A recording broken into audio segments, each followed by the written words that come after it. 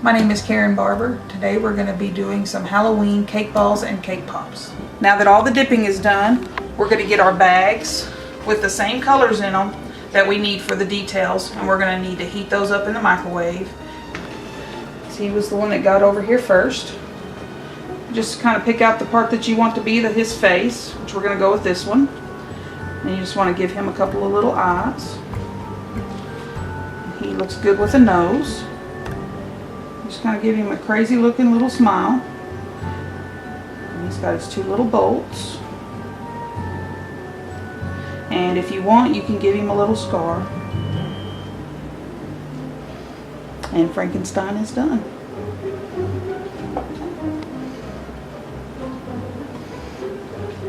For the skeleton, I put little indentions in just to kind of give it a little bit of extra. Just going to put black right there where his indentions are for his eyes.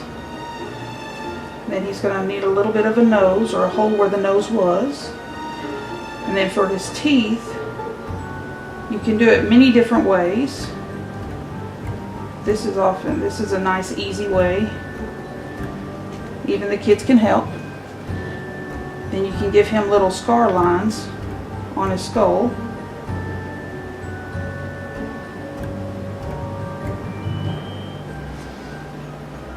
There's a little skeleton. For the ghost, to give the ghost little round eyes. And you can kind of use a little bit more for his mouth so that he looks like he's screaming. There's our little ghost. And for the pumpkin, I like to do a traditional pumpkin. We want to do two little triangles pointing up for his eyes.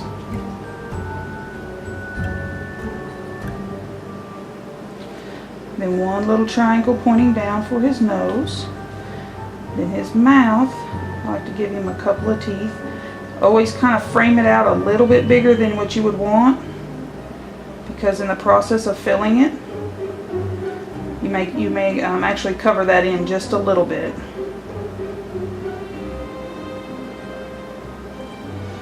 We have our jack-o'-lantern almost complete.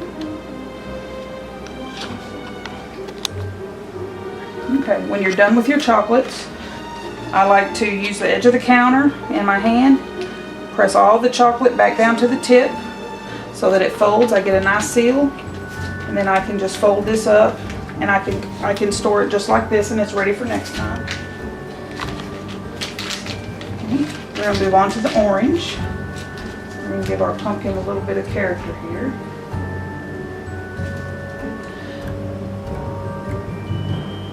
I have to put just a few little stripes around it that you would normally find on pumpkins.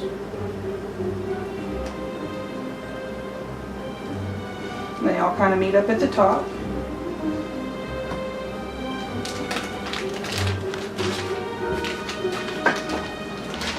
Take a little bit of the green. It doesn't have to be a perfect stem. Just like to swirl it around, kind of go up just a little bit so he has a stem.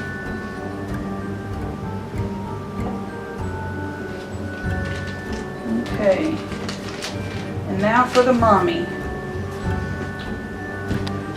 There's a lot of drip off on the mummy when you're making his bandages, so I like to do that over the bowl. That way you don't waste very much. Okay. If you have chocolate that runs down the stick, you can get a toothpick and just kind of scrape it off, work it back and forth. It will clean all the way off. And just kind of go up right up under to the underneath of your cake pop. And just kind of go back and forth several times. The stick will clean up really nice, and you won't mess up any child's fingers. I have put little eyeballs on them. I like to dip them in the white just a little bit so they'll kind of stick.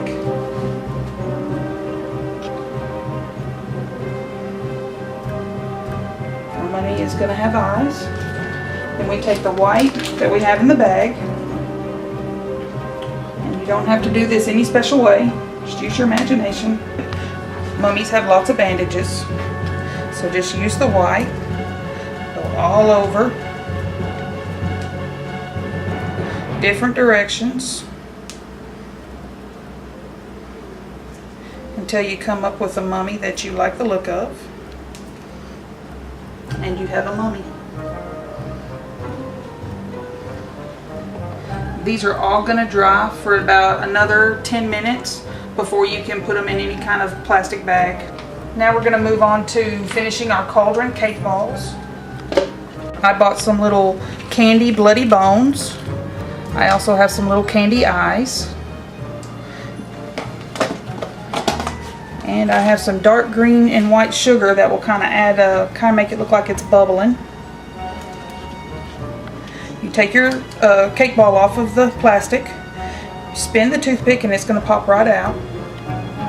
Hold the cake ball upside down into the green.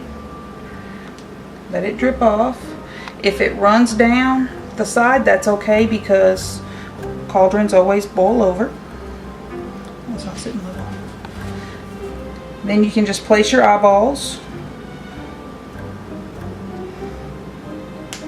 Break the little bone in half, and then you can put them in a couple different places.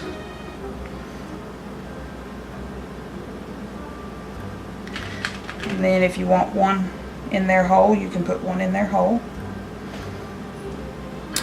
Use a clean toothpick.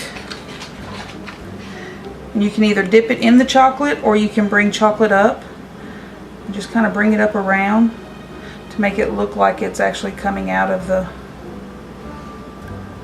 or sticking out of the goo.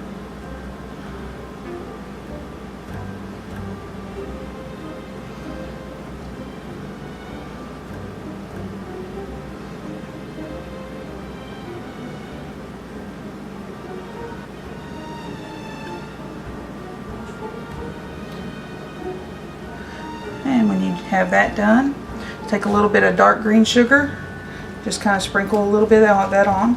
It's going to stick to the green, kind of give it a bubbling over effect. And we'll go ahead and do the other one. You have a couple of boiling cauldron cake balls.